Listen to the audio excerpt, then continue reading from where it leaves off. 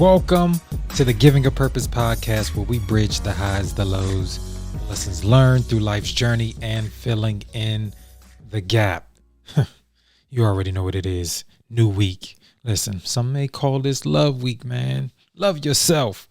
All right. Now, when you listen to this, it's probably Valentine's Day. So let me get this out the way, man. Shout out to my folks, man. They have been married for 30 years, man. Shout out to them, man. I remember it. I was at the wedding. And, you know, I was just 10 years old, man. I was sitting there repeating everything and all kind of stuff, man. But shout out to my folks on 30 years of marriage. But now we got that out the way. Please make sure you keep your momentum up. We got to make sure that we make this week the best week of our lives. Now, if this is your first time, congratulations. Thank you for listening to the Giving a Purpose podcast. I am your host, Mr. LA. Now, I need you to do me a couple of things since you're here, if you haven't done it already. All right. Down there in the corner there, I need you to hit that subscribe button. Make sure you click the bell. Make sure you get us every week. We do fresh weekly new episodes every week, and I don't want you to miss it. We are out on all major platforms, but here on this YouTube, if you're watching, and if you're listening to on your phone, make sure you leave a review as well, man. I do want you to subscribe, but I also want you to leave a review, man. Click those stars. Let your boy know how he's doing. If you have any ideas that you want me to talk about, anything that you feel that should be addressed here, or if you want to be a guest, definitely let me know, man. I would love to have you here on the Giving a Purpose podcast. Now, I was reading a quote the other day, and it really resonated with me. And the quote was, "People who avoid failure also avoid success." And when I saw that, I was just like, wow, that is so accurate in some ways. Because I know on each level of everything that I've ever tried to do, before I changed my mindset on certain things, I hated failing. Like, I didn't think failing was a part of the process. It was just getting it right every time. Just getting it right every time. Just doing it in detailed in such a way every time that I'm not supposed to fail. But not understanding that failure was a part of the process. And I tried to avoid it at all costs. I did not want to fail at things. Because at that time in my mindset, failure was failure would be a knock on me as a whole and not necessarily the process. You know what I'm saying? It would be, I would internalize it as I was not good or I was not worthy of it. And it locked into so many different things. A couple of factors kind of went into that. Now, as a younger person, I picked up things real quick. So when they came, not necessarily that it came easy, but if I could see it, I could do it. And then after I saw it for a while, I was mastering it. So I just, it was, if I failed at it, I just was like, man, this is not for me. Not understanding all of the parts of the process, understanding that failure is a process, then trying it again, and then believing in yourself, and then having the discipline, being committed to it, and being consistent in doing all those things to be a success.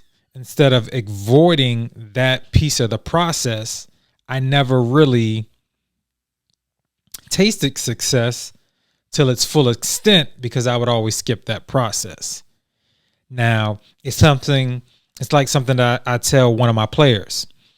Very good baseball player, but he relies on his talent so much. And so I told him, I was like, listen, you're good. I said, but your talent is going to run out one day and your work ethic sucks. And you're so heavily set on that talent that you don't know how to deal or adjust when things need to happen because your work ethic only takes you to how you feel about it. And so what that means is when he's doing something and it doesn't go his way and he doesn't feel like he's going to get better at it, he just quits it altogether. He only allows his mindset to settle on the fact that his talent is the best thing he got and not his work ethic. And I always tell them all the time, there's a difference between being good and being great. You are a good player, but for you to be great and get to that next level, your work ethic has to be on a different level than everybody. Your mindset has to be on a different level than everybody. And you have to be disciplined and set in what you need to do to accomplish whatever goal you're trying to do. There are some people that are just naturally talented in things, but they're only going to sustain the gift and the things that they have when they understand the work ethic they need behind it. You can't give up necessarily because you don't get it on the first try. You can't give up necessarily because you don't get it on the second try. Sometimes you have to keep working until you get it. Sometimes you can unlock different gifts and skills by your work ethic. Sometimes the thing you may think is your gift may not be the gift, but may be the key to open the door to get to your gift or get to what your purpose is. If I can give an example, we'll take somebody like The Rock. Just was watching the Super Bowl and everything, and he was in the beginning of the Super Bowl. But you think about this: he started off wanting to play football. That was his dream. That was his thing, playing football. If you're familiar with The Rock's story, wanted to play football. Went to the University of Miami. Wanted to play professional football. End up playing in Canada, I believe. Still following his dream. As his business is called, $7 Productions. He only had $7 in his account. But his next level was, you know what? My dad is a wrestler. Let me go into wrestling. His dad really didn't want him to do that. Boom. He went into wrestling anyway. Now, if you're coming up in my generation, the number one like wrestler probably of all time, or personality, I won't say wrestler, but just personality and overall fandom, was probably Hulk Hogan. Listen, this man had people eating vitamins, all kind of make sure you say your prayers, 24-inch pythons, all kind of stuff. You were just a fan. You were he was in movies, you watched that, but you were just if you listen, you was a Hulkamaniac. Let's stop playing. You was a Hulkamaniac.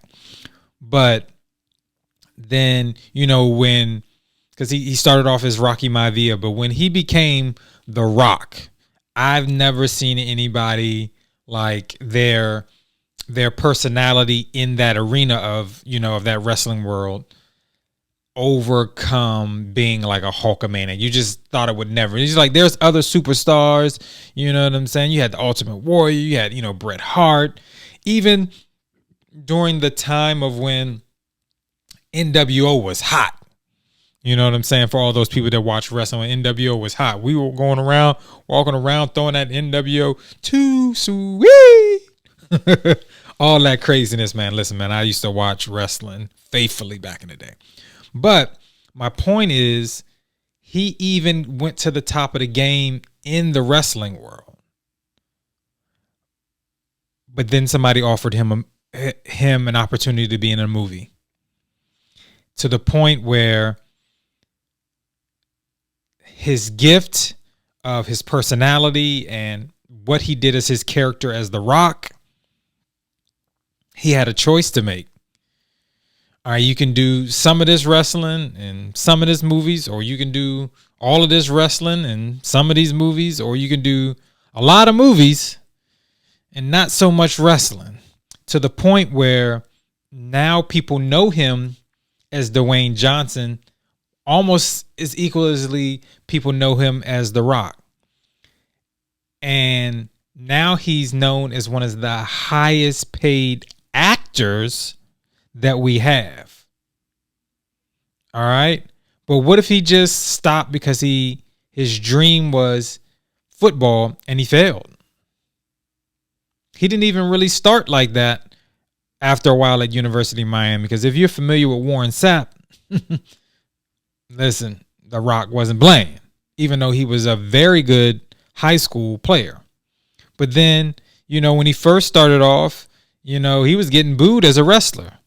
But what if he said, man, I'm trying this wrestling. Even my dad was a wrestler. I got, inside information. I got cousins that wrestle. This Jimmy Fly Snuka, Yokozuna, all those people, his cousins and stuff like that in the wrestling game. And first they were booing him until he became a bad guy. And then he became that personality of The Rock. I mean, what if he just said, I failed at this too, and it's like it's not working? Then, you get a part like the Scorpion King. And then now you are, any movie you touch, the box offices are crazy every weekend. But my point is, if he would have not embraced the process of those failures, he would have never gotten to being the number one actor that he is now.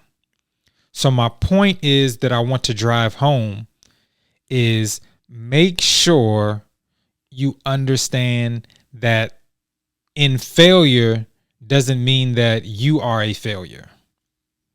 All right. It's just a block in the process. And through the failures, you actually learn more of the lessons. All right. You know what you need to build on. You know what you need to focus on. You know what you need to do better at. You know what in your work ethic you need to hone in more. So your work ethic will correct those things that you may be less talented in, less gifted in. But your work ethic can overcome that. So that's what I need you to do. I need you to take that momentum that you have. I need you to take that great energy. I told you a lot of the things that we do, our energy and things are transferable. And so is that work ethic. See, that work ethic creates the discipline, right? It creates the commitment and the consistency that we need to accomplish our goals. So stop avoiding the failure. I think, like I said, if I internalize it for me, I focus so much on the being perfect that I avoided the failures instead of understanding that failure was a part of the process. But guess what? Now you know. Now that you know that you're not a failure and that failure is a part of the process, you won't be afraid of success, man. It's crazy. And it clicks so much now as I'm older. But my football coach used to tell us all the time. He said, you guys are afraid of success. I'm like, what? And it was like we were okay with mediocrity. It's like it's this one team that's locally a DeMatha. Now, if you know me, I hate DeMatha. But as a high school student, I never beat DeMatha in anything. But not that we necessarily going into the game that we were going to lose, but it wasn't such a big deal when we did. It was just like, it's DeMatha. We always lose to DeMatha. You see what I'm saying? We accepted the mediocrity. You see what I'm saying? And not focusing on, all right, this is the work ethic. We need to figure out a way to beat DeMatha. And we need to consistently do these things to make sure our mindset and our discipline is straight, and stop accepting the fact that they are who they are, and it's okay. That's not what I mean about having failure a part of the process, just accepting failure because you're not giving 110%. Now, we tried our best, but that's just what it was. But do not avoid the failure, and do not be afraid of success because you're avoiding the failure. All right? Success is a journey built on the road of failure. Hopefully that hit home with somebody real quick. Your road and journey to success is off Failure Street and Lessons Avenue.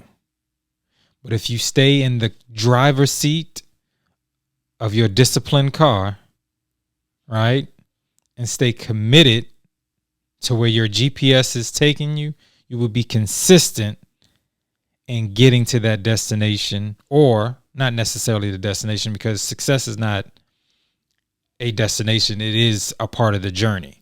Stop focusing on just the end game. Focus on what you learn through the process. The process is so much more valuable. All right. Fall in love with, since this is Love Week, fall in love with yourself, fall in love with the process, and you will be successful. Listen, I hope you guys got something great out of that. Hopefully it blessed you in a great way, and hopefully it brought some value to your life.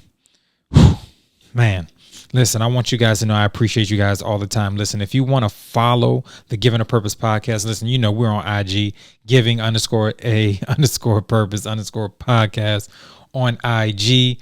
Also, Giving a Purpose podcast on the YouTube channel. Now, if you want to follow me, the brand, Mr. LA, I'm Mr. LA on Mr. LA_2 on IG as well as Twitter.